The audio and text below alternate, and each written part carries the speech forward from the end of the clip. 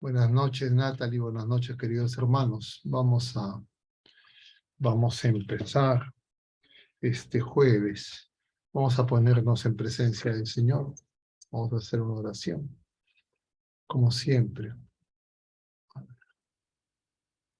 En el nombre del Padre, y del Hijo, y del Espíritu Santo. Amén. Señor Jesús, bendito y alabado seas. Te damos gracias porque nos permite reunirnos en tu presencia. Te pedimos que todas las cosas que pensemos, digamos y hagamos durante toda nuestra vida en el día de hoy, todo parta de ti como su fuente y todo llega a ti como su fin. Y lo hacemos con la oración de los hijos de Dios que tú mismo nos enseñaste. Padre nuestro que estás en el cielo, santificado sea tu nombre. Venga a nosotros tu reino. Hágase tu voluntad en la tierra como en el cielo. Danos hoy nuestro pan de cada día. Perdona nuestras ofensas, como también nosotros perdonamos a los que nos ofenden. Y no nos dejes caer en la tentación y líbranos del mal. Amén. En el nombre del Padre, del Hijo y del Espíritu Santo. Amén. Muy bien, queridos hermanos. El tema que se ha propuesto para este jueves está en estrecha relación al que tocamos el jueves de la semana pasada, que tenía por título Adviento, tiempo para crecer en la esperanza. Y el día de hoy es Adviento, camino para reconocer la presencia del Rey que vendrá. De alguna manera estos dos títulos podríamos sintetizarlos diciendo que si Jesucristo no está con nosotros, nosotros no podremos reconocer su venida gloriosa con alegría, sino será para nosotros un día terrible. Pero que además la única manera de prepararnos para acoger al Señor, que viene todos los días y un día vendrá con gloria y majestad, es contemplar sus anteriores venidas, su anterior venida, su primera venida, la manifestación a la humanidad entera a través del pueblo de la primera alianza, porque ahí se nos dicen las cosas que necesitamos tener presentes para reconocer al Señor que viene. Es común que el ser humano, cuando las cosas aparentemente le van bien, cuando tiene más o menos bajo control sus actividades cotidianas, su salud, su familia, uno fácilmente se puede olvidar de Dios. Y eso pasó al pueblo de la primera alianza, ocurre también ahora. Y que cuando ocurren las dificultades, muchas veces nos acordamos del Señor, pero no entendemos lo que ocurre, no sabemos cómo es que el Señor se está manifestando y muchas veces sin esperanza queremos que el Señor nos dé soluciones según lo que nosotros imaginamos, diríamos cuasi mágicas, instantáneas. Estas distintas dificultades que tiene la vida humana, que tienen que ver con el ser humano, imagen y semejanza de Dios, con la naturaleza humana herida por el pecado, y con las dificultades para reconocer, aceptar y acoger la revelación, y diríamos, introducirnos en medio de este mundo que no conoce al Señor, no son cosas que a veces tenemos, diríamos, el tiempo ni la pausa como para tratar de contemplar desde la mirada del Señor a estas circunstancias. Y por eso es que este tiempo de Adviento es un tiempo muy valioso, es un tiempo muy breve, ya estamos en el jueves de la primera semana, y decíamos la semana pasada que este Adviento, que tiene dos partes, la primera parte empezado el domingo, se extenderá hasta el 16 de diciembre. En esta primera parte, casi todos los días y todos los domingos, en la primera lectura va a aparecer el profeta Isaías. Solo habrán unas pocas excepciones, como la que tuvimos ayer en la fiesta de San Andrés, la que tendremos el próximo jueves, en la celebración de la solemnidad de la Inmaculada Concepción, la que tendremos el 12 de diciembre, cuando celebremos a nuestra Madre Santísima, Nuestra Señora de Guadalupe, pero después prácticamente todos los otros días vamos a estar contemplando al profeta Isaías en la primera lectura. Y entonces, si el Señor a través de su iglesia, el Espíritu Santo a través de la iglesia nos propone y nos presenta a Isaías, es porque Isaías es un profeta muy importante en toda la revelación, en toda la historia de la salvación. Y lo primero que hay que tener presente, yo lo decía en la mañana en la celebración de la misa, lo voy a repetir ahora, es que Isaías, o mejor, el Señor nos habla a través de Isaías a los seres humanos de todos los tiempos, no solo a sus, diríamos, interlocutores más inmediatos, el pueblo de la primera alianza, en el reino de Judá, en la segunda parte del reino de Judá, hacia el siglo 7, 8 antes de Cristo, sino también el hombre contemporáneo, el hombre actual, a cada uno de nosotros y a los seres humanos de todos los tiempos. Entonces, una cosa que tenemos que quitarnos de la mente, que ocurre muchas veces cuando nos acercamos a la Sagrada Escritura, a la revelación, es creer que los libros del Antiguo Testamento, los profetas, no aplican a nosotros. Y eso es un grave error. Y además, segundo punto, sobre Isaías y en general todos los profetas, que habla a los hombres de su tiempo, pero también a nosotros, Isaías menciona una serie de cosas. Isaías nos habla también de un futuro, es decir, del Señor que vendrá. Y como nosotros estamos preparándonos para recibir al Señor que vendrá, Isaías es el que nos ayuda a ubicarnos mejor en relación al Señor que viene. El pueblo de la primera alianza no lo entendió. Nosotros tenemos que tratar de entender lo que Isaías presenta. Eso, si quieren, como introducción general.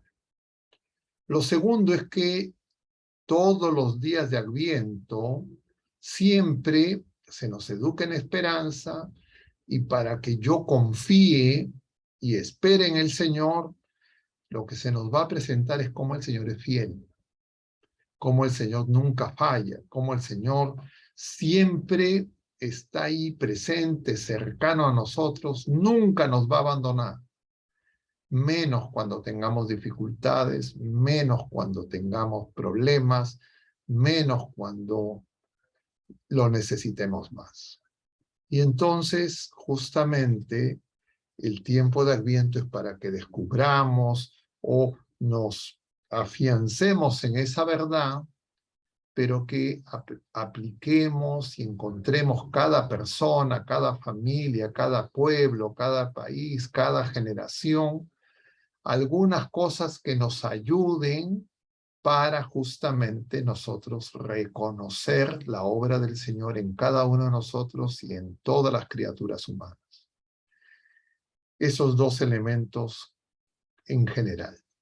Un tercer punto general, ya más específico, referido no tanto al Adviento ni a la presencia de Isaías, sino más a las características del libro de Isaías. Lo mencionamos la semana pasada, el jueves, lo voy a repetir. El libro de Isaías tiene tres partes. Se llaman tres Isaías, porque los exégetas, los estudiosos de la Biblia concluyen, por los tiempos en que ha sido escrito, que son la obra del propio profeta, pero también de su escuela, diríamos. y entonces se refieren a momentos distintos en el pueblo de la primera alianza, más específicamente en el reino de Judá, y también en todos los pueblos vecinos, en las potencias vecinas que representan a la humanidad, a las potencias, a los poderes temporales de todos los tiempos. El primer Isaías, cuando escribe, y está contenido en el capítulo, del capítulo 1 al capítulo 39 de Isaías, 39 capítulos, la mayor parte del libro que tiene 66 capítulos. Esa primera parte se menciona principalmente en tiempos, diríamos, cuando ellos se sentían seguros, cuando se habían alejado del Señor, cuando los problemas no estaban tan agudos. Habían problemas, pero no eran los grandes problemas que tendrán que enfrentar a consecuencia del exilio. En ese tiempo todavía estaban los dos reinos, el reino del norte y el reino del sur. El reino del norte se llama Israel, saben ustedes, a la muerte de Salomón se divide el reino en dos. El reino se había consolidado, se había unificado con David, lo hereda su hijo Salomón. A la muerte de Salomón el reino se divide en dos. El reino del norte no es asumido por un sucesor descendiente de Salomón. Es decir, no es del linaje de David, no es descendiente de David, no pertenece a la tribu de David, a la tribu de Judá. El reino del sur mantiene, diríamos, la relación del linaje de David. Son sucesores de David, en términos de que son la dinastía, diríamos, davídica, la que se mantiene en el reino del sur. Sin embargo, el reino del norte es más poderoso, más rico, más próspero, más extenso, más poblado, y es además el primero que se va a alejar de la fe de sus padres, el primero que va a mundanizarse, como decíamos el jueves pasado, y va a buscar que parecerse a las potencias vecinas. Y así ese reino del norte, ustedes recuerden, en Israel todos son una familia, si bien es cierto no pertenecían a la tribu de Judá, pero todos eran hijos de Jacob, de las 12 tribus. Eran familiares, eran descendientes de hermanos. Pero esas 10 tribus que se establecen en el norte y que se separan del reino de Judá, van a, les decía rápidamente, mundanizarse, van a abandonar progresivamente la fe por una razón política. La razón política es que Jeroboam, que era el rey a la muerte de Salomón en el norte, teme que si es que la gente sigue peregrinando a Jerusalén, donde estaba el templo, podría correr el riesgo de que al cabo de un tiempo quieran reunificar el reino y que él, como no era descendiente de David, sea desplazado. Entonces se le ocurre, le aconsejan construir templos en el norte que no eran según el mandato del Señor, sino eran su decisión, y que además él nombraba sacerdotes. Eso es muy llamativo porque algo parecido ocurrió a raíz de la reforma llamada luterana, protestante, por ejemplo, en los anglicanos, cuando Enrique VIII dice que él es el jefe de la iglesia y él se separa de la iglesia de Roma y entonces empiezan a nombrar a sus sacerdotes. Los otros seguidores de Lutero niegan el sacerdocio, pero solamente como una nota al pie, no quiero ir por ese lado. El reino del sur supuestamente efectivamente mantenía la sucesión del linaje, ¿no? Descendientes de David. Pero el reino del norte en algún momento quiere invadir el reino del sur. Y para eso hace alianza, lo que en el libro de Isaías se llama Asur, que son los asirios, y efectivamente el reino del norte y los asirios se dirigen a Jerusalén para tomar la ciudad.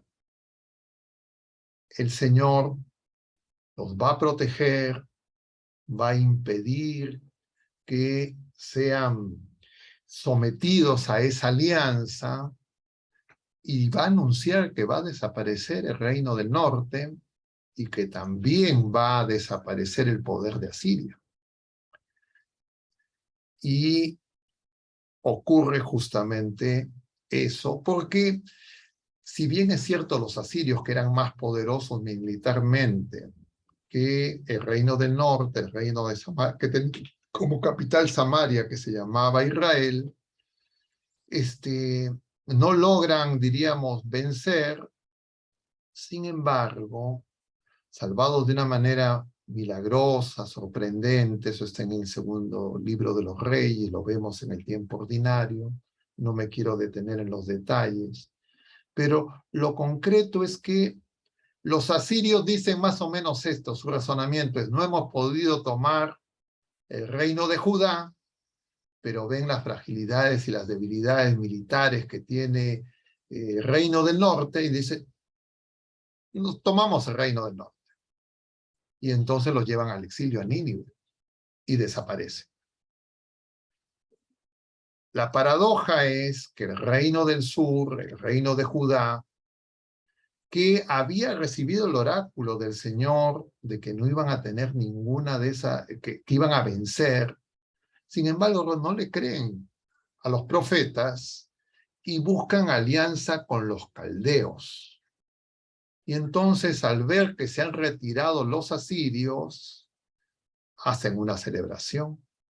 Invitan a la celebración a sus aliados los caldeos, y el rey de Judá hace que los caldeos se paseen por el templo y les muestra los tesoros que tiene el templo. Y entonces a los caldeos se les despierta la codicia por los tesoros del templo, y lo que va a ocurrir es que los caldeos van a invadir el reino de Judá. Conocen ya todos sus mecanismos defensivos, saben las riquezas que tienen, se les despierta la codicia. Primero derrotan a los asirios, los caldeos, forman el imperio caldeo-asirio que tiene capital en Babilonia, y luego ya no existe el reino del norte y van sobre el reino del sur.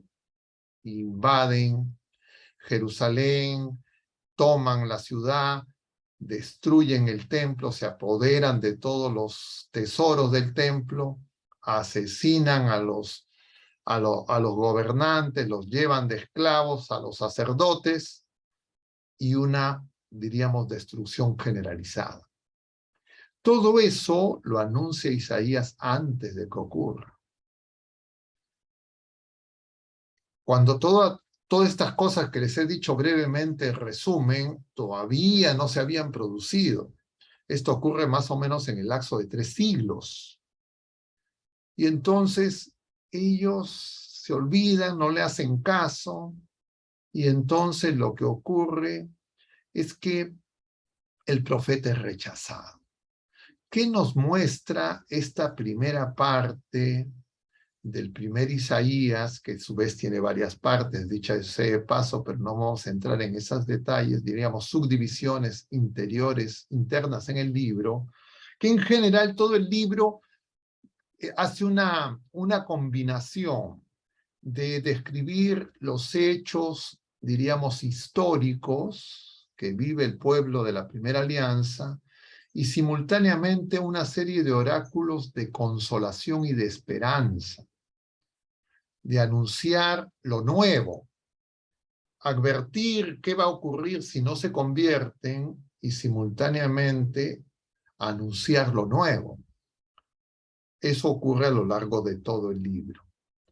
Pero en esa primera parte, lo que se presenta es, diríamos, las dificultades, lo que se quiere mostrar es las dificultades que tiene el ser humano cuando todo aparentemente le va bien para ser fieles al Señor, y que no anticipamos los problemas que se van a presentar, porque apartándonos del Señor, eso va a tener consecuencias. Claro, apartarnos del Señor es el pecado, la infidelidad, el adulterio contra Dios tiene consecuencias, pero muchas veces nosotros no lo vemos con facilidad, nos es difícil entenderlo, y Isaías se lo presenta claramente como la mayoría de los profetas lo hacen, pero Isaías lo hace de una manera, diríamos, que permite ver un horizonte escatológico.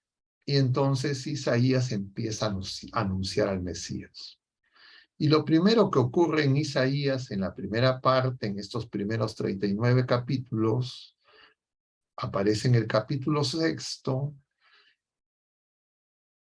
es que Isaías tiene una visión de la patria celestial. Eso lo vemos varias veces, es lo que se llama la vocación de Isaías.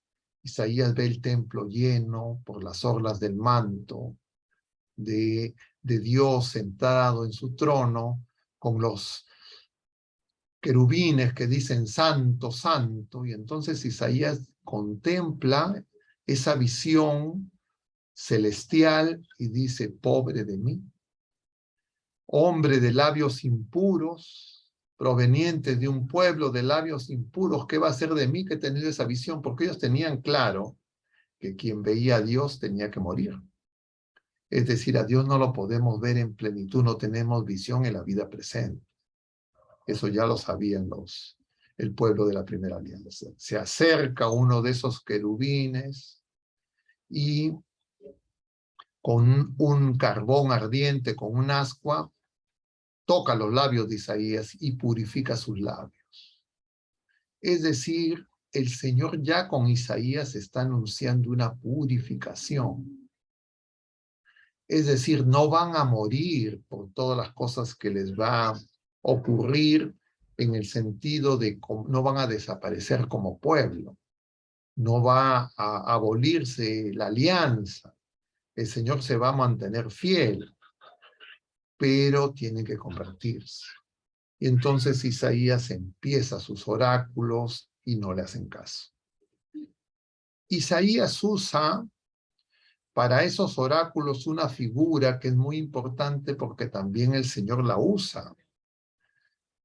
Eso lo veíamos el sábado de la semana pasada en el Evangelio según San Mateo, perdón, en el Evangelio según San Lucas, capítulo 21, que el Señor, cuando le preguntan luego de que está anunciando que el templo va a ser destruido, que no va a quedar piedra sobre piedra y todos los signos escatológicos, le preguntan, ¿cuándo va a ocurrir eso? Y el Señor lo que responde misteriosamente es que hay que discernir los signos de los tiempos. Y entonces ustedes, dice el Señor, cuando ven que aparecen las yemas en los árboles, ¿no? Ustedes saben que el verano está cerca. Igual va a ocurrir en el día del Hijo del Hombre. Yo le decía todos estos días, varias veces he repetido lo mismo, lo voy a hacer con ustedes. En el hemisferio norte, algunos acá viven en el hemisferio norte, ya están por empezar el invierno, pero en el invierno pues la vegetación no es como acá, que estamos en zona tropical en el hemisferio sur, entonces los cambios de las estaciones son muy marcadas. Y entonces en el invierno uno ve la vegetación, todo parecen árboles secos, muertos, ¿o no es así? Y entonces la gente, eso que parece muerto, ya empieza a acercarse la primavera y empiezan a aparecer los brotes, pequeñitos primero verdes. Al cabo de unas semanas, todo parece un bosque verde. Algo así es la manifestación del Señor. Cuando la situación es más difícil, y eso va a aparecer en el segundo Isaías, pero ya las consolaciones aparecen desde el primer Isaías, uno parecería que cree que esa situación dura, ese invierno, esas tinieblas no van a desaparecer.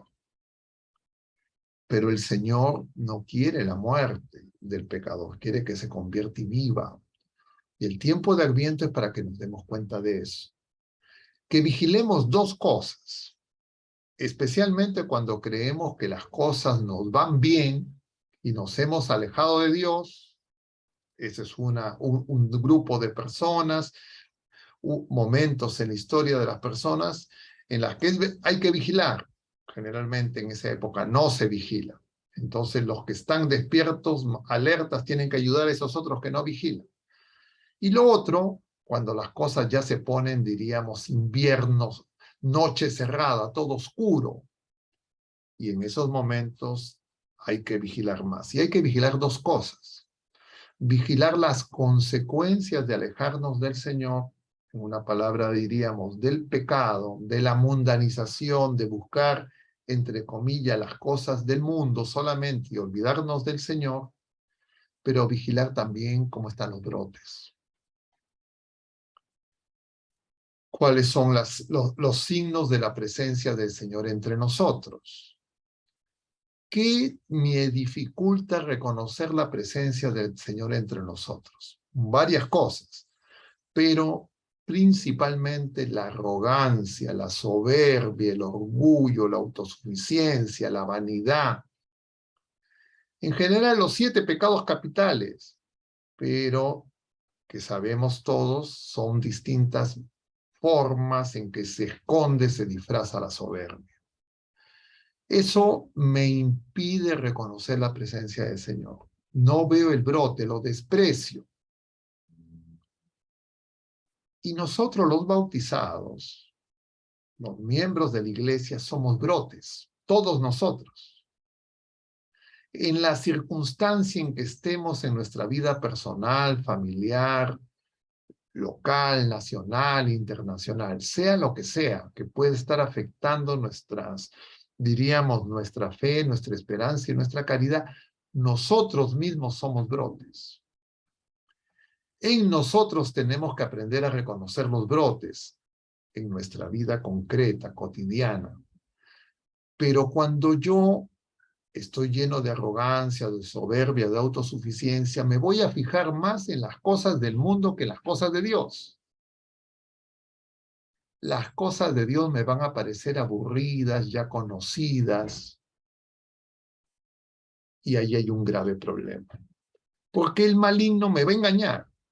Entonces hay gente, y ahora es muy común, ojo con eso, muy común, ayer o antes de ayer, el martes lo hablaba con unas personas, muy común, en que la gente quiere, entre comillas, estar informada, quiere estar, entre comillas, dateada, quiere saber qué es lo que está pasando en el mundo, simultáneamente qué está pasando en todas las personas en su familia, con sus vecinos, y saber la vida de la gente. Sobre pretexto de estar informado, y a veces, no pocas veces, la gente invierte gran cantidad de tiempo en estar informada de la política, del último debate político, de la coyuntura política local, nacional, internacional, de la globalización, de la Agenda 2030, de la ideología de género, de las guerras. Y entonces la gente está, entre comillas, del transhumanismo, lo que quiera. Y uno ve la cantidad de videos, horas, etcétera, que personas de fe dedican a eso y creen que están informados. Creen que eso les está ayudando. Creen que con eso van a hacer algo bueno. En la mayoría de los casos es un error. Porque eso mismo les va a impedir reconocer la presencia del Señor cercano en ellos mismos y en los demás. Entonces van a andar desanimados, van a ser las personas que creen que todo va mal, que cada vez estamos peor. Parecería que Jesucristo ha fracasado.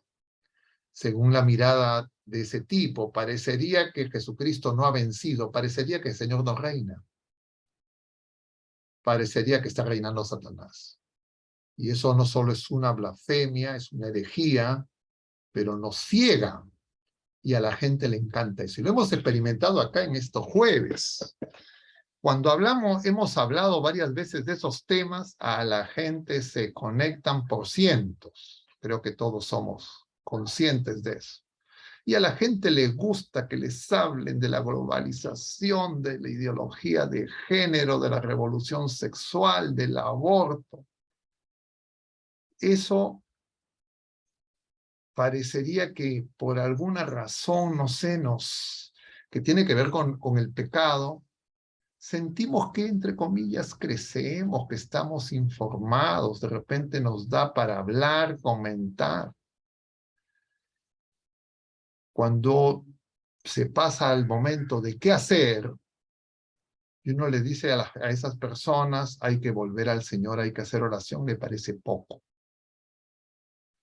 ¿Qué efecto tiene eso? Justamente el buscar lo espectacular, debilitarnos en la fe y en la esperanza, caer en el progresismo, en las ideologías de este mundo, pero nos seguimos diciendo creyentes, personas de fe, seguimos teniendo prácticas religiosas, seguimos yendo a misa, seguimos recibiendo la Eucaristía, pero ya estamos mundanizados y no nos damos cuenta.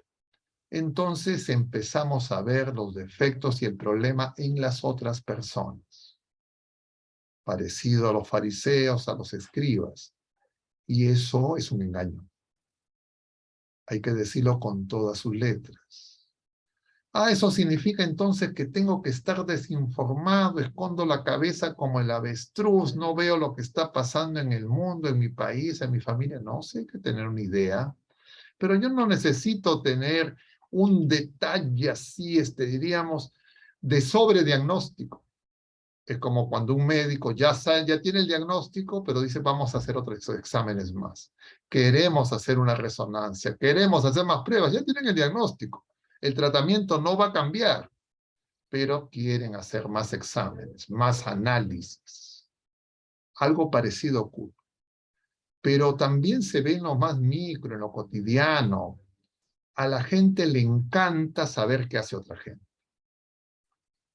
He estado de retiro esta semana que ha terminado, el viernes, sábado y la primera mitad del domingo, y hablaba justo sobre estas cosas. Porque hay muchas comunidades en donde la gente quiere, entre comillas, sobre pretexto de ayudar a los demás, que los demás ventilen sus problemas personales y que les cuenten. A ver qué pasa, cuéntame qué es de tu vida, qué es esto, qué es lo otro, qué te está pasando. Cuéntame más, dame más detalles. Es una especie ¿cómo le diríamos?, de murmuración, de chismografía, de curiosidad patológica. Y en algunos sitios eso le llaman sanación.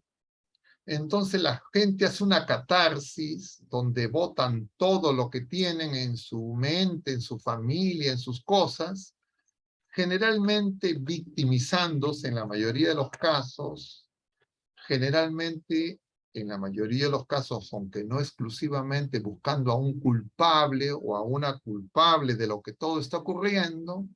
Entonces supuestamente esas comunidades, estoy hablando de personas de fe, supuestamente de esa manera se sana.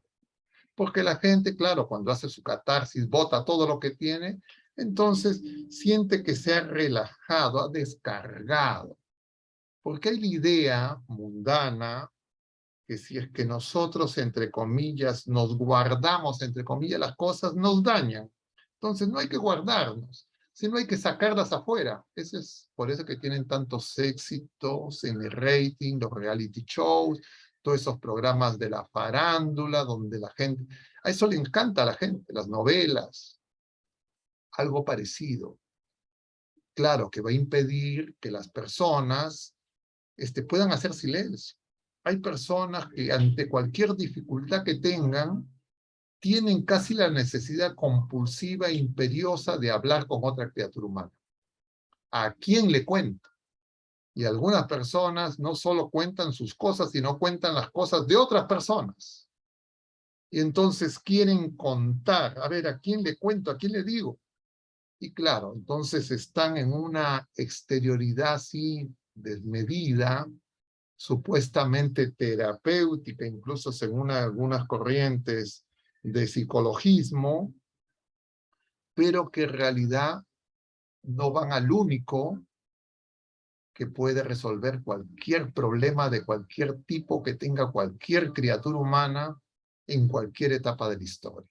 Entonces esa esperanza se va destruyendo, la esperanza teologal, y se va reemplazando por un hiperactivismo disfrazado de caridad, disfrazado de hay que saber escuchar, disfrazado de ayuda, de amistad o como le quieran llamar.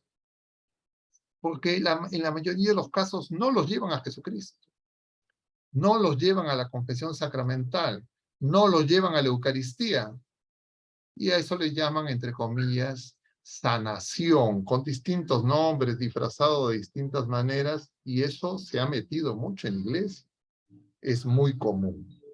Entonces, eso que ocurre, diríamos, en los espacios micro, en el espacio macro aparece con los divulgadores, las noticias, el mal y qué está pasando. Claro, es a escala, ¿qué hacen los poderosos, el Club Bilderberg, digamos, las sectas, ¿no? Todas estas cosas que nosotros también hemos comentado, pero que a veces la gente quiere solo hablar de eso. Y entonces, las cosas de Dios, que les hablen de la fe, de Jesucristo, de los profetas, es aburrido. Es más, dicen, ya lo sé. De eso no, otra vez, no, ya no me hablen de eso. Y claro, entonces lo que empieza a ocurrir es que nos hacemos difusores de las malas noticias y no del evangelio, que es la buena noticia. Y de esa manera, nuestra esperanza, nuestra fe, nuestra vida en Cristo, todo lo que debería de ser el Adviento, se pulveriza. Y por eso, de esa manera, entonces nosotros caemos fácilmente en una serie de visiones que no corresponden a nuestra fe. Estaba buscando porque hace en estos días nomás he visto uno de estas cosas. Quería leerles un dicho muy común que no lo tengo memorizado. A ver si lo encuentro. Pero bueno, no lo encuentro tan rápido. Si lo encuentro, se los digo en algún momento. Entonces, esas dificultades las vivió el pueblo de la Primera Alianza. Pusieron su confianza en otras criaturas, en los poderes, en este caso, tecnológicos, militares de la época, de las potencias de la época. Y Isaías en la primera parte va a hacer una serie de oráculos contra todas las potencias, todos los países de alrededor, Egipto, Asiria, Caldea, los edomitas, absolutamente todos los que existen, que podríamos decir que es una especie de análisis de política internacional, y donde la sentencia es muy clara, todo eso va a desaparecer, todos esos van a caer. Isaías es el que hace ese grito, cayó, cayó Babilonia, que escuchábamos también en el libro del Apocalipsis la semana pasada.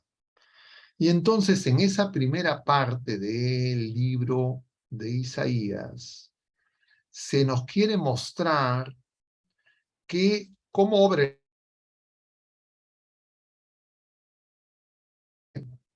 del Mesías, del Señor. Y para eso se va a hablar de ese vástago que va a salir del tronco de Jesé. Jesé es el padre de David, y ese vástago es el tocón, famoso en Isaías. Yo le preguntaba a la gente varias veces, no sé si ya lo he hecho ahora y estoy repitiendo, ¿Ustedes saben qué es un tocón? A ver, los que están con la cámara encendida, que saben qué es un tocón, levanten la mano. Levanten la mano a los que no saben qué es un tocón. Un tocón no es una persona que toca muchas cosas, ¿ya? Eso no es un tocón. Un tocón es lo que queda cuando se tala un árbol. Cuando se corta un árbol, no se le arranca de raíz, sino se corta el tronco, el tallo, lo más cercano, diríamos, a la superficie para aprovechar la mayor cantidad de madera. Entonces queda un resto de ese tallo, de ese tronco y la raíz. A eso se le llama tocón. Y entonces en Isaías dice que lo que ocurrió pues con el pueblo de la primera alianza, con el reino de Judá, fue como un árbol talado. Porque miren, tomaron Judá, destruyeron el templo, tomaron presos y asesinaron a los reyes, a todos los nobles, mataron a los sacerdotes, destruyeron la ciudad, les quitaron todo y los enviaron de esclavos a Babilonia. ¿Qué quedaba en el reino de Judá? Nada, un tocón. Entonces en ese momento dice Isaías que de ese tocón quemado, de ese tronco seco, cortado, muerto ya, de ahí va a salir un vástago, un brote del tronco de Jesé. Es decir, de esa dinastía que se supone ya se había perdido, va a quedar ese heredero, ese descendiente al quien se le prometió a través de Natán que su reino iba a ser eterno, que su linaje no iba a tener fin y que iba a reinar eternamente, que nosotros sabemos que es Jesucristo, el Mesías esperado. Entonces, el pueblo de la Nueva Alianza, los judíos, siglos después, cuando se manifiesta Jesús en su vida pública, no lo pueden reconocer, porque ellos se quedan con los oráculos de Isaías que hablan de la segunda venida del Señor, como esos que veíamos en estos días pasados, donde el niño mete la mano en el escondrijo de la serpiente, donde el oso, el león con el cordero, diríamos, un mundo nuevo, una realidad nueva. Y ahora el día de hoy también lo presentaba Isaías como esa nueva ciudad, la nueva Jerusalén, que se refiere a la patria celestial. Entonces, para el pueblo de la primera alianza, en tiempos del Mesías, porque ellos no se daban cuenta que iban a haber dos venidas, en tiempos del Mesías tenía que pasar todo eso. Entonces, que Jesús sea manso, sea humilde, no sea poderoso, no tenga ejército, no tenga poder temporal para destruir, entre comillas, sus enemigos, y que hable de perdón, de reconciliación, y peor que sea crucificado, era la prueba de que él no era el Mesías. Pero no conectaban al primer Isaías, en el que se produce todo esto que estamos comentando, porque el capítulo 39 habla del exilio a Babilonia, con el segundo Isaías, que es cuando están en el exilio de Babilonia y Isaías empieza a decir que van a regresar un resto, no todos, ni el tercer Isaías que habla del siervo de Yahvé. Porque Jesús es el siervo de Yahvé, para nosotros en la iglesia, así lo entendemos en la revelación, pero para ellos eran los sufrimientos del pueblo. No era una satisfacción vicaria, no era una redención. Y entonces no entendían porque era incompatible, y hasta ahora es incompatible para ellos, el que el Mesías pudiera tener que, entre comillas, padecer. Y ahí viene el tema con esto que les mencionaba de esta información excesiva y del hacer, justamente de lo que nos habla hoy día las lecturas. Las lecturas de hoy día, si ustedes han estado en misa y si no, les invito a que hagan las lecturas del libro de Isaías y también del Evangelio según San Mateo capítulo 7, Isaías presenta la Jerusalén celestial, la nueva Jerusalén, a donde van a entrar solo los justos, dice. Está rodeada de murallas, de baluartes, de torres, donde todo va a ser, diríamos, es el cielo. Pero eso no ha sido construido por manos humanas. Esa nueva Jerusalén no es la reconstrucción que hizo el pueblo que regresó luego del exilio. Es lo que Jesús dice: destruyan este templo y yo lo reconstruiré en 3 días. Son los nuevos tiempos. Y en el Evangelio capítulo 7 de San Mateo que hemos visto ahora, que es el fin del Sermón de la Montaña, que empieza en el capítulo 5 con las bienaventuranzas, el Señor dice: quien escuche estas palabras mías y las pone en práctica es el hombre prudente, que construye sobre roca. Y yo les decía en la mañana, el problema que tenemos es entender, poner en práctica. Porque nosotros en nuestra visión del mundo, en nuestra formación académica, escolar, etcétera, nosotros tenemos una idea de la teoría y la práctica. Entonces, uno puede creer que la práctica es hacer cosas. Yo les preguntaba en la mañana, ¿qué entienden por práctica? La mayoría entendía en la misa que eran hacer cosas. Pero poner en práctica lo que el Señor nos dice, en algunos casos, es no hacer nada. Eso nos desconcierta. ¿O no? A ver, les deja confusión eso que les estoy diciendo, que poner en práctica no es es no hacer nada. A ver, levanten la mano los que les parece que sí es algo que merece aclaración, o está claro que se entiende que por poner en práctica no es solamente hacer cosas. ¿Y cuál es el ejemplo? El ejemplo de la cruz.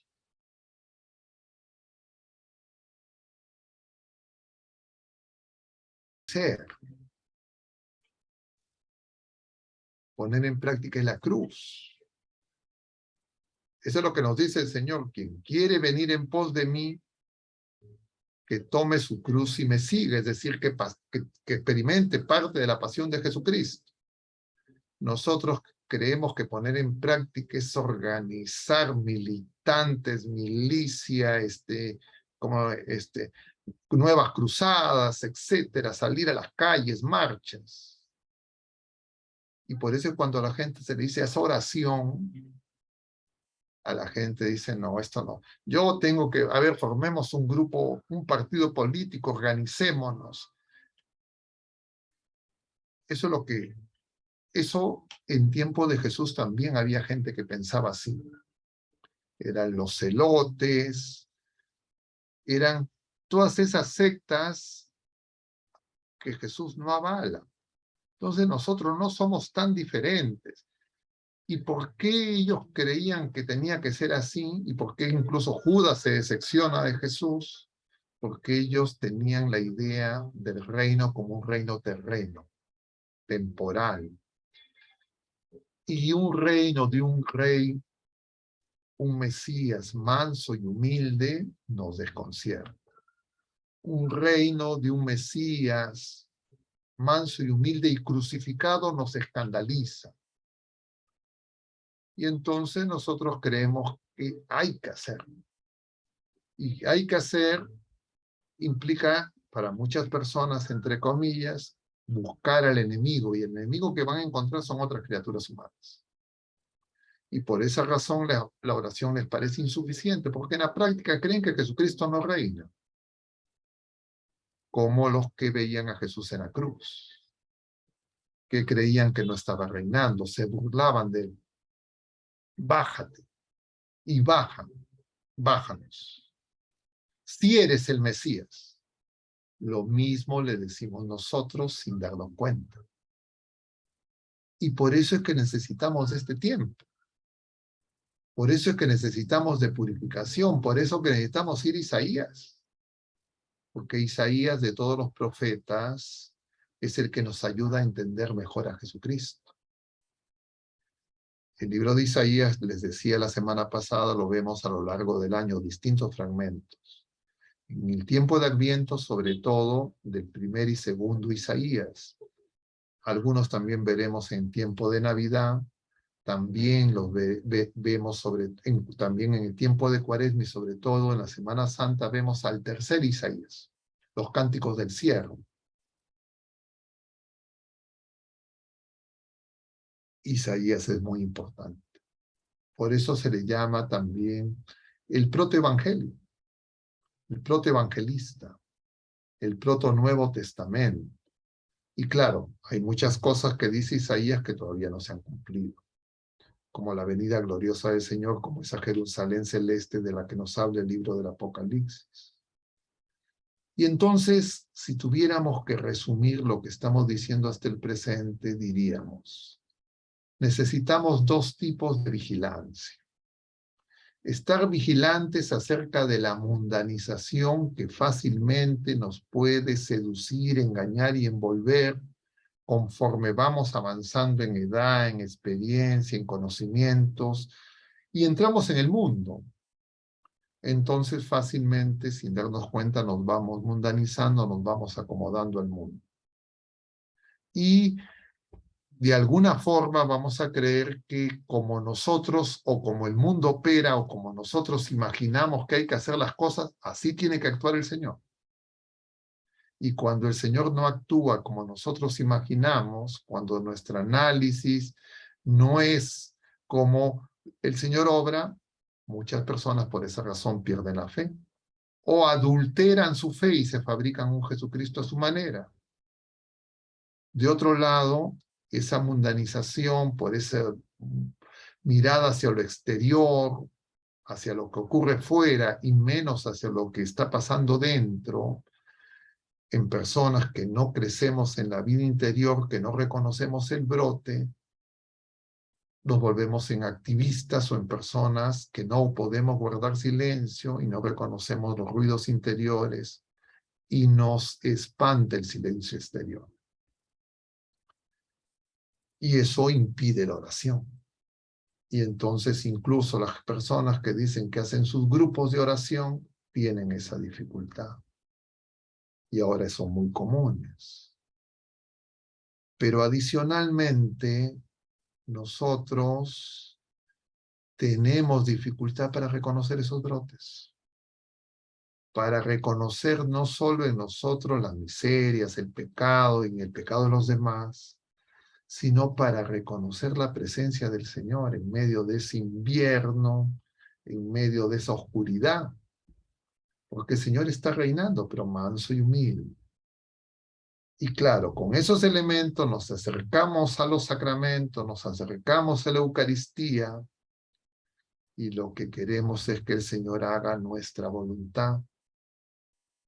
Y entonces no sabemos qué decirle y no sabemos escucharlo. Y cuando nos dice algo, lo acomodamos a lo que nosotros deseamos. Y entonces adulteramos la fe.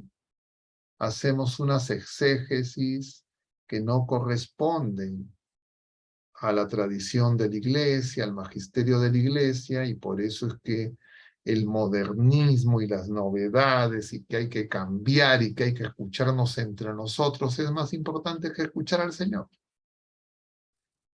Y por eso es tan importante este tiempo de Adviento. Y por eso es que hay todas esas, diríamos, desviaciones, que ahora son bastante visibles en todas partes, entre los clérigos y entre los laicos. Y por eso es que necesitamos conversión. Y por eso es que este tiempo es un tesoro. Y claro, nosotros tenemos que preguntarnos entonces, en esta primera parte, como decíamos, acerca de las falsas esperanzas, de cómo nuestra fe se ha mundanizado, y conforme vayamos avanzando en la segunda parte de Isaías, avanzando en el Adviento, hasta antes de la segunda parte del Adviento, es decir, hasta antes del 17 de diciembre, hacernos las preguntas. de cómo está nuestra fe, cómo el Señor está obrando entre nosotros y cómo, diríamos, nuestras expectativas y nuestras esperanzas temporales muchas veces están por encima de esperar al Señor. Y es muy importante reconocerlo, porque para el Señor no hay nada imposible. Entonces ya el mal y las dificultades no las veremos como cosas que significan que el maligno va a triunfar, sino lo vemos como pruebas para nuestra fe, como purificación para nuestra esperanza. Y entonces le daremos gracias al Señor, pero si no andaremos desesperaditos y desesperaremos a los demás. Y entonces es común ahora con las redes sociales, la gente, los WhatsApp. No hay día en que yo no reciba algún mensaje de alguien de fe, que prácticamente el mensaje, todo es un desastre. Cada vez estamos peor. Y el Señor nos dice una cosa diferente. Cuando nos hablaba del discurso escatológico, cuando vean estas cosas, alégrense, levanten la cabeza, se acerca vuestra liberación. Claro, algunos podrían tener la actitud, igual que la iglesia de Tesalónica, de que San Pablo nos mencionaba, que ya no quieren hacer nada. Entonces no hay que hacer nada, un pasivismo total. No, nuestra espera es vigilante, nuestra espera es activa, nuestra contemplación es en la acción. Pero de todas las acciones que nosotros podemos hacer para ayudar a otras personas, para ayudarnos a nosotros mismos, es la oración. Es estar en Cristo, es reconocer a Jesucristo en nosotros y anunciarlo a los demás. Vivir una auténtica caridad. Pero yo no sé cuántos acá, pero en muchos lugares la gente cree, no, lo más importante es saber, veamos, hagamos más diagnósticos, veamos cómo está el mal, qué están haciendo los malos, cómo está avanzando los problemas. Y entonces nos gana el tiempo, nos distraemos, nos dispersamos y no reconocemos al Señor que viene. Eso le pasó al pueblo de la primera alianza. Tuvieron a Jesús frente y no lo pudieron reconocer. Y nosotros sabemos que Él ya vino, que Él viene en presente continuo, que no nos desampara, y lo que tenemos que ayudar a los demás es a que lo reconozcan, pero para eso primero lo tenemos que reconocer en nosotros, en nuestra experiencia personal, familiar, comunitaria, eclesial. Y eso es urgente, porque Él nos da consuelo, Él nos reanima, Él puede darnos un nuevo corazón, Él nos hace nacer de nuevo, pero si no, andamos en el club de los desanimados, en el club de los pesimistas. La esperanza, nuestra fe, no es un optimismo ciego, no es una ilusión vana, sino nosotros tenemos la esperanza puesta en una persona, la persona de Jesucristo, que fue a Jerusalén, que se ha entregado por nosotros, que ha vencido a la muerte, que ha vencido al mundo y ha vencido al pecado. Y entonces el combate espiritual es estar con Jesucristo. Eso es lo único importante. Todo lo demás es añadidura. Y eso es urgente que nosotros lo pongamos en oración, lo examinemos en nuestras propias vidas y podamos compartir con los demás un testimonio de una fe viva, de una firme esperanza y una ardiente caridad. Y no darnos vueltas sobre lo mismo, porque si no será un adviento más, será un día más y seguirá todo igual. Y Jesucristo viene a hacer todas las cosas nuevas. Yo me voy a detener acá para poder tener algún tiempo de preguntas, intercambio, como es la práctica habitual. Muchas gracias por su paciencia. Sí, padre, muchas gracias. Tenemos preguntas. La primera de ellas es, padre, usted mencionó que nos alejamos de Dios por la arrogancia. Sin embargo, ¿qué sucede cuando esto pasa porque sus padres nunca los formaron en la fe, ¿estas personas tienen responsabilidad de su alejamiento de la iglesia? A ver, formarse en la fe requiere humildad. Sin humildad yo no tengo fe verdadera. ¿Ya? O sea, lo opuesto a la soberbia es la humildad, y la soberbia daña la fe. Yo hago una fe a mi manera, a mi conveniencia, a mi aire, no movido por el Espíritu Santo. Entonces, el que las personas tengan en su experiencia familias con fe debilitada, puedan tener muchas personas que los han escandalizado, pero justamente si es que están vigilantes y esas personas les enseñamos a ser vigilantes, van a reconocer la presencia del Señor en sus vidas, porque Él no los ha abandonado ni abandona a nadie, ni a los ateos los abandona. Entonces, no podemos, entre comillas, decir que el problema está fuera de nosotros, está en nosotros. Cada uno de nosotros tiene que tener ese encuentro personal con el Señor. Todo lo que ocurrió en el pasado no es, diríamos, justificación ni explicación para que yo diga, y en consecuencia por eso no tengo fe. No, yo no tengo fe porque me he mundanizado, porque no me interesa a Dios, porque yo quiero ocupar el lugar de Dios. Y eso puede ocurrir así yo tenga padres piadosos. Entonces no puedo buscar responsables en los otros. Claro, si son niños pequeños que no están bautizados, etcétera, pero si es una persona con uso de razón, el Señor se manifiesta a todas las criaturas humanas. Nosotros, que hemos recibido el don de la fe, que vivimos en un país de fe, por lo menos declarativamente, que nos decimos laicos comprometidos, clérigos, que hemos recibido más, tenemos por supuesto más responsabilidad. Porque nuestro antitestimonio, la incoherencia de nuestra vida, produce escándalo.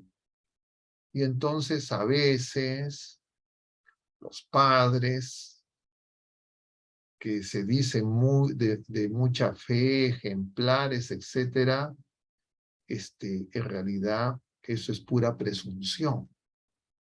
Necesitamos conversión. Y para eso es este tiempo. Porque ese tipo de pregunta lo que lleva es nuevamente al análisis. Sea cual sea la causa, el origen que desencadenó la tibieza, el alejarnos del Señor, siempre la respuesta va a ser volver a Él. Y vamos a poder volver a Él si es que alguien nos lleva a Él. En primer lugar con la oración, en segundo lugar con nuestro testimonio de vida. Si es que es necesario además, de repente, absolviéndole algunas dudas, ayudándoles con algún tipo de anuncio del Evangelio.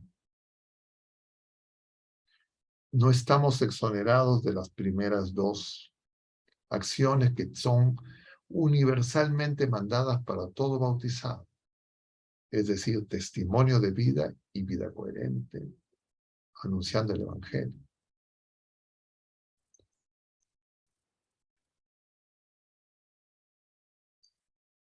Bien, padre, muchas gracias. También tenemos esta pregunta. Padre, nos han narrado sobre el profeta Isaías. ¿En nuestros tiempos también tenemos profetas? Siempre el Señor va a poner a alguien que nos ayude. Nunca nos abandona y el Señor obra a través de otras personas. Entonces, claro, del alcance de Isaías de esa manera en que conmocionó a toda la sociedad de su época y dejó tantos testimonios que siguen vigentes hasta el presente, claro, no hay tantos, pero sí tenemos santos de nuestro tiempo. Santa Teresa de Calcuta, San Juan Pablo II y muchos otros no canonizados. Entonces siempre el Señor, en momentos de oscuridad, de tinieblas, de confusión, no nos olvida. Pero nosotros tenemos que saber que el Señor ahora ya no solo nos envía profetas, sino que Él mismo, el Hijo único, nacido de María Virgen, viene a visitarnos. Entonces, que nosotros estemos buscando profetas cuando tenemos al Señor de la Gloria entre nosotros, es también una mirada un tanto anacrónica, diría, de lo que es la historia de la salvación.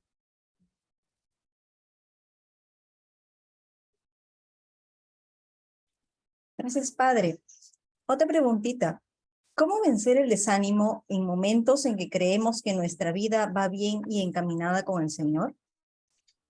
Si es que yo creo que mi vida está bien y estoy encaminado y estoy desanimado, justamente el desánimo es prueba de que no estoy con el Señor y que no estoy bien encaminado. O sea, diríamos, es contradictorio que yo diga, yo estoy con el Señor y estoy desanimado. No, tú no estás con el Señor. Tú crees que estás con el Señor. Tú crees que lo escuchas y crees que lo sigues. Porque la prueba infalible de que no estás con Él es que estás desanimado. Desanimado es sin ánima, sin vida. Y entonces, eso es justamente falta de conversión. No hay que presumir por eso de la fe.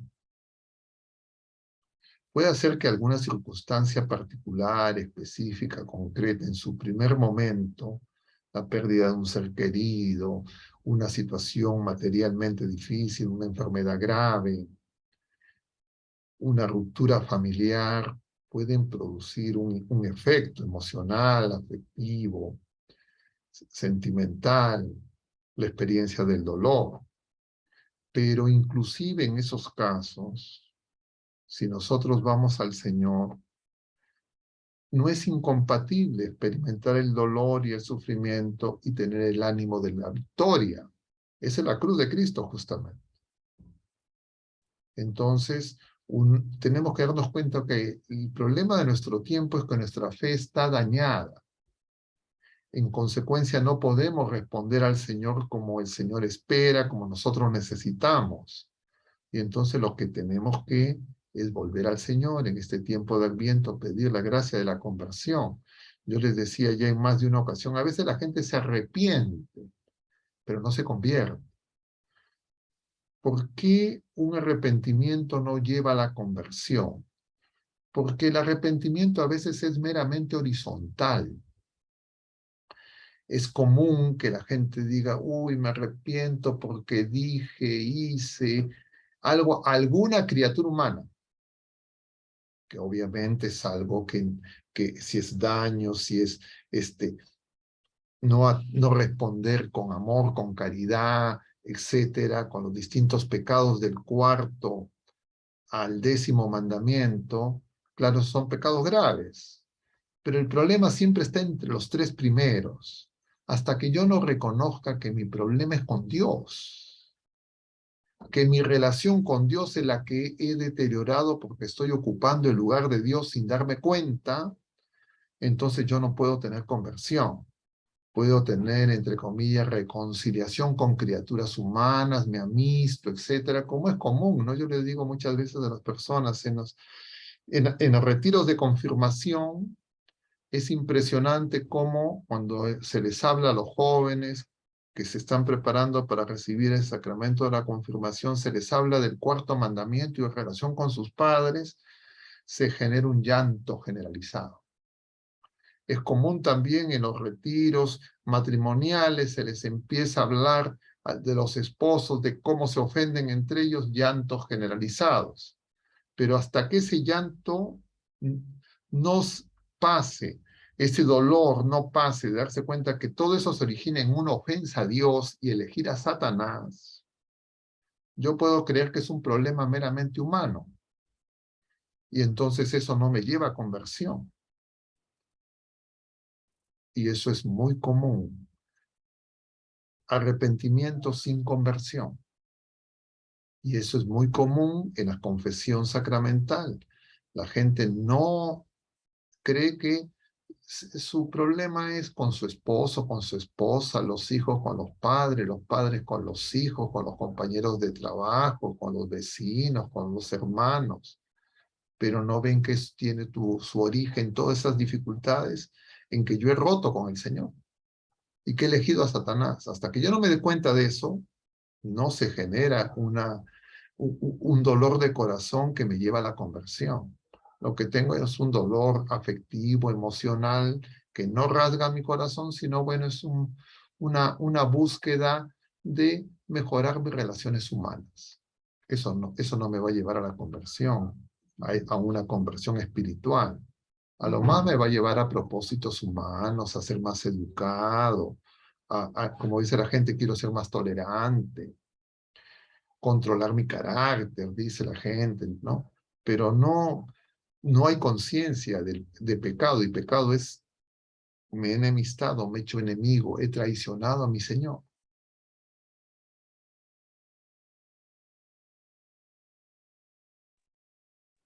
Gracias, Padre. Aquí tenemos otra pregunta. ¿Qué cuidado debemos tener al buscar que nuestros hijos hablen o exterioricen sus problemas con un psicólogo? Depende del psicólogo, depende del psicólogo. Ahora vivimos en una etapa, yo llamo, de psicologismo. El ser humano, en la medida en que cada vez está más encerrado en sí mismo, con más individualismo, relacionándose más con tecnología, redes sociales, con mascotas. El ser humano, que es un ser de relación, un ser de comunión, y es un ser hecho para Dios, como nos dice San Agustín, empieza a tener una serie de dificultades. Empezamos a tener un montón de dificultades. Pero esas ciencias humanas, sin Dios, buscan soluciones meramente humanas. Es decir, van a ser meramente sintomáticas, tratamiento paliativo.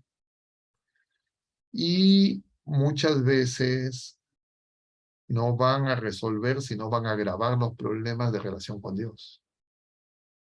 Entonces, lo que nosotros, yo no descarto que pueda tener alguna utilidad sintomática, los tratamientos, diríamos, psiquiátricos, psicológicos, pueden ayudar porque no es lo mismo cuando yo estoy, diríamos, en una situación de una neurosis reactiva ante un problema inmediato que me ha afectado, que me ha conmocionado, que cuando yo tengo ya una neurosis, diríamos, crónica, estructural, como se dice a veces orgánica. Entonces, claro, en esas circunstancias, las personas van a tener dificultades para conciliar el sueño, para la alimentación, para su vida de relación, también con Dios. Entonces, algunos tratamientos farmacológicos ayudan a que las personas puedan, diríamos, incluso hacer oración. Como yo interactúo ahora con muchos hermanos clérigos, o sea, me doy cuenta que, claro, la ayuda a la formación biomédica, la formación, una información por lo menos elemental en psicología, psiquiatría, porque efectivamente esos problemas existen, no son inventados y son cada vez más, su prevalencia, el número cada vez es mayor. Recuerdo ya el año 2000, la Organización Mundial de la Salud señalaba que la causa de afección, de mayor carga de enfermedad, de discapacidad, eran los problemas de salud mental. Y eso es pues consecuencia de que la red social, las relaciones humanas, las familias se han deteriorado. Los seres humanos estamos más aislados, la pandemia lo ha agravado. Entonces, cuando hay una neurosis que ya diríamos requiere algún tipo de ayuda profesional de ese tipo, ¿qué es lo característico? La gente, yo le digo a la gente para explicar, es como un disco rayado. Todos nosotros en nuestra generación sabemos lo que es un disco rayado. Los jóvenes ya no, uno dice el disco rayado, ¿qué será eso? Nunca vieron un disco, menos saben que es un disco rayado, porque creo que ya en los actuales tecnologías eso ya no existe. Pero hay personas que uno conversa con las personas, a veces buscan dirección espiritual o van a la confesión. Y entonces, ¿qué ocurre cuando el daño ya necesita algún tipo de ayuda adicional? Que las personas, tú le empiezas a conversar, explicar, aparentemente te dicen sí, sí, pero después vuelven al punto anterior y te vuelven a repetir la misma historia. Que padre, que esto, que el otro, que cuando pasó tal cosa. Ya, ya le explica, le ayuda. Ya, sí, ya, muy bien, muchas gracias. Pero padre, y otra vez vuelven a lo mismo. Y entonces vuelves a decir, y otra vez vuelven a lo mismo, como que han perdido la capacidad de salir de esa especie de secuestro en el pasado, en las culpas, en la violencia que experimentaron, en las heridas de distinto tipo que se le presentaron. Entonces, claro, yo en ese caso pienso que esas personas necesitan, y generalmente está asociado a problemas de alimentación, de descanso nocturno, de sueño, etcétera. Y entonces necesitan una ayuda adicional. Ahora, ese tipo de problemas son muy frecuentes. Pero hay otros casos en que la persona sí puede mantener un diálogo, entiende, y no, diríamos, no está todavía atrapada ni en las culpas, ni en las preocupaciones futuras. Y entonces puede tener un hoy en que crezca, en que pueda hacer oración y se reconozca al Señor. En todos los casos siempre ayuda la oración. Pero claro, en el primer caso es más difícil, porque se puede presentar como personas, entre comillas, escrupulosas, que espiritualmente se reconoce también como un problema serio, ¿no? Las personas que están fijándose en los detalles. Padre, he salido y me crucé con, no sé, con alguien y me olvidé de saludarle y decirle buenos días. Quiero confesar. O no sé, cosas así que son cosas que obviamente afectan, pero son cosas, diríamos, pequeñas, relativamente pequeñas. Las cosas grandes no las ven. Las cosas grandes no las reconoce como pecado. Y entonces se queda en ese, entre comillas, en la minucia. Como dice el Señor, cuelan el mosquito y se tragan la rueda de molino.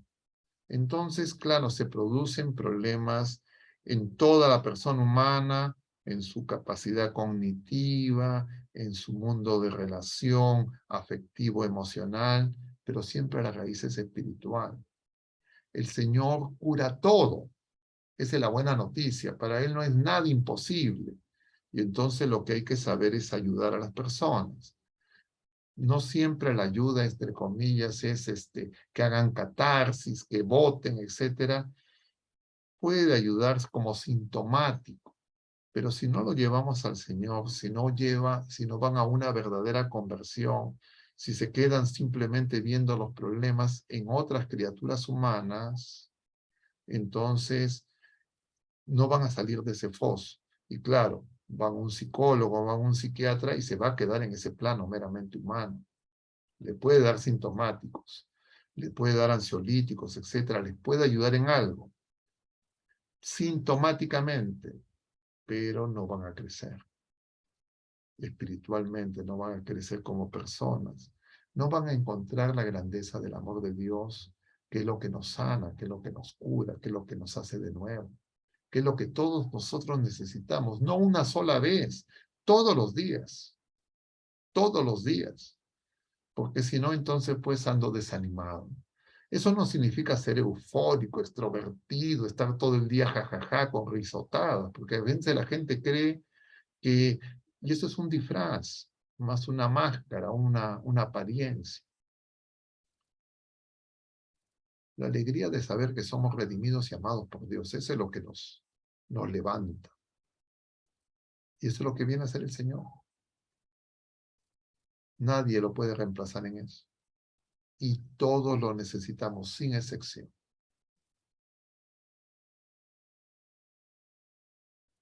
De acuerdo, Padre. Otra pregunta, dice, ¿cómo preparar a los jóvenes para que puedan vivir un auténtico Adviento y que busquen la conversión? A ver, lo primero es que se necesita,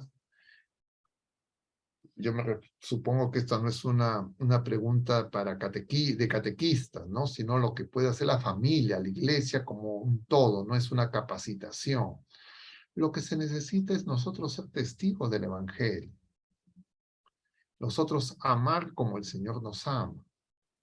Y claro, conocer más o menos las dificultades que están viviendo los jóvenes actualmente.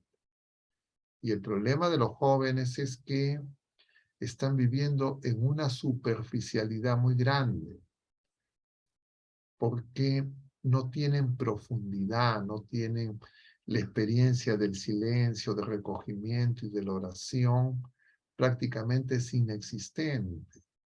Y entonces para ellos pueden alcanzar intelectualmente, por supuesto, a reconocer la bondad del Evangelio, pero en esa superficialidad y en ese narcisismo y en la desconfianza que han sembrado este mundo en sus padres, en los adultos, en la propia iglesia, entonces prefieren escuchar o ser escuchados con otros de su generación.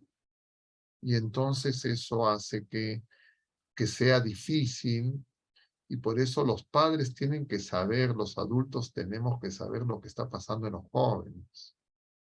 Yo les comentaba, creo la semana pasada, justo el lunes de la semana pasada fui a hablar con un grupo de jóvenes, de cuarto y quinto de secundaria, y entonces el tema que me habían propuesto era hablar de los laicos, cómo dar testimonio, etcétera. Y entonces yo le decía a los jóvenes que ser laico es ser miembro de la iglesia. Ser miembro de la iglesia es ser miembro de Cristo. Y si es que yo no tengo esa experiencia de encuentro con Cristo, si para mí los sacramentos me parecen algo prescindible, extraño, no me cambia la vida, no encuentro a Cristo en los sacramentos, tengo una gran dificultad. El problema es que los adultos tampoco tenemos esa experiencia. Y entonces eso es principalmente testimonial. Y entonces ayuda para que los jóvenes sepan otra cosa que es muy importante, porque un joven generalmente es autosuficiente. Le dicen que son autónomos, que ya no son niños y en consecuencia se tienen que comportar y hacer las cosas de adulto, pero en la práctica un adolescente, un joven, puede tener un cuerpo parecido al de un adulto, puede hacer cosas como un adulto y en consecuencia puede hacer cosas graves, peligrosas, sobre todo en la esfera afectivo-emocional, en su sexualidad, pero no es todavía un adulto. Mucho de su afectividad es de un niño, pero muchos de sus deseos y de su querer es de un adulto. Y en consecuencia es como un niño que se le dan armas peligrosas.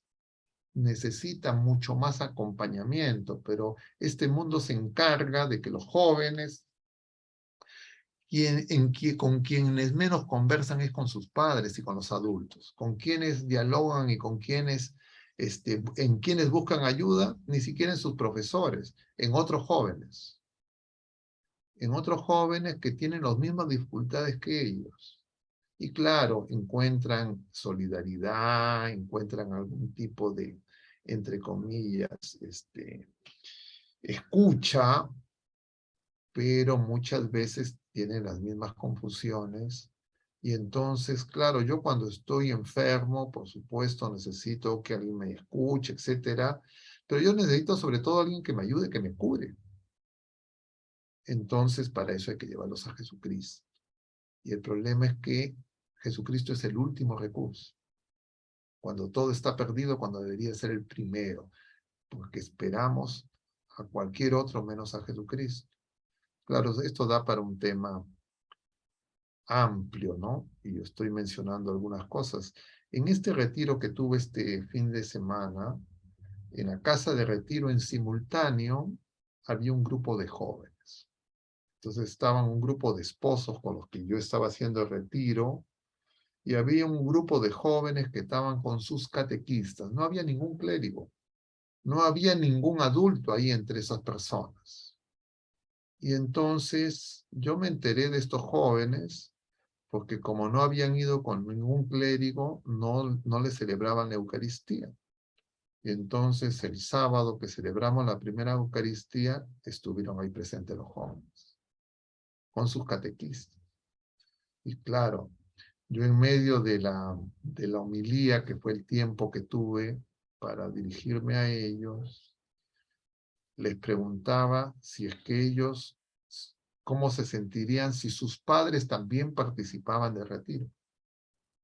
Porque claro, estaban en ese momento en la misa esposos, muchos tenían hijos adolescentes en la edad de estos jóvenes, pero no estaban sus hijos, y estaban estos jóvenes que no estaban con sus padres, y entonces yo les preguntaba si, por supuesto, unánimemente los jóvenes decían, no, jamás, no, con nuestros padres no.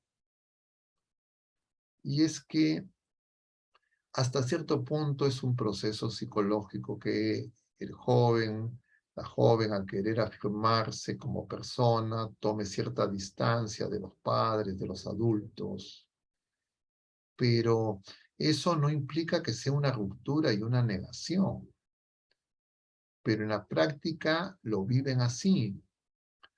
Y eso es en mucho porque esos padres se han dedicado a trabajar, a proporcionar bienes temporales, y entonces no han interactuado con sus hijos, y entonces sus hijos no tienen confianza en sus padres, o tienen confianza solamente para algunas cosas, y básicamente va a ser para que sean proveedores de bienes temporales. Y entonces los jóvenes tienen muchas dificultades, también los adultos, pero claro, no significa que simplemente juntando jóvenes y adultos se va a resolver el problema, sino que se necesita que la familia redescubra qué es la familia, qué es la comunión de amor que el Señor estableció de manera natural y enriqueció en la gracia de manera sobrenatural, y qué lugar ocupa en el plan de salvación, y que los esposos tengan claro cuál es su responsabilidad. Y eso hay que hacerlo prácticamente todo de nuevo, porque la mayoría de los esposos no lo sabe, las catequesis familiares, los programas familiares, etcétera, incluso a cargo de esposos, tampoco lo están haciendo porque ellos tampoco han meditado en eso. Y entonces es muy importante y urgente, yo diría.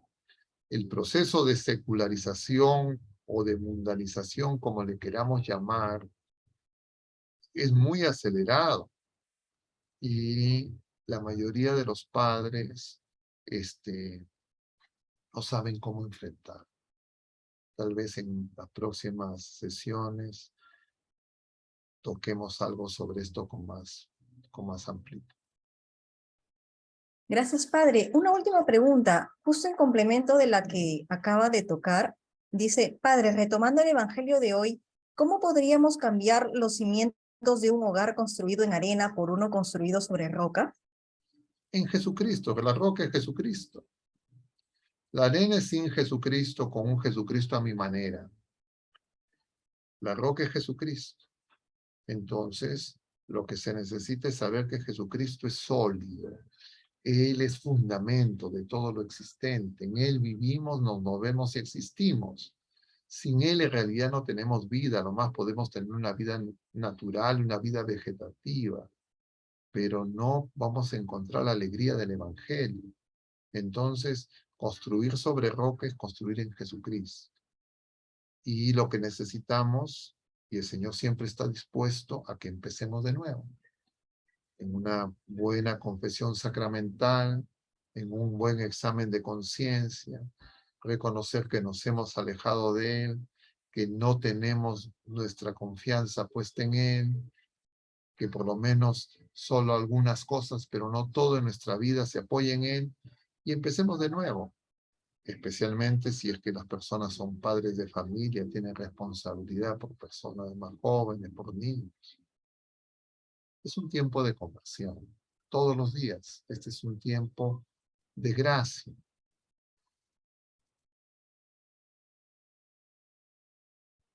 De acuerdo, muchas gracias, Padre.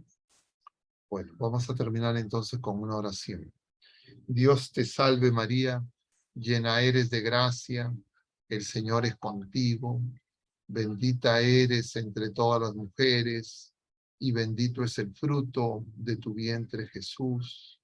Santa María, Madre de Dios, ruega por nosotros pecadores, ahora y en la hora de nuestra muerte. Amén.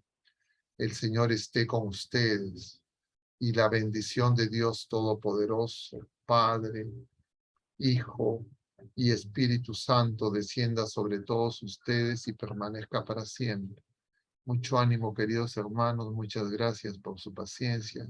Dios mediante nos estaremos viendo el próximo jueves.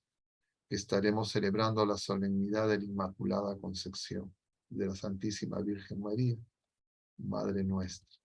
Mucho ánimo, que Dios los bendiga. Hasta la próxima. Gracias, Padre. Gracias a ustedes y gracias por Gracias, su Padre, paciencia. gracias. Gracias, Gracias, Padre. Dios, gracias a ustedes. Gracias. Bendiciones. Gracias, Dios gracias. lo bendiga, Padre. Buenas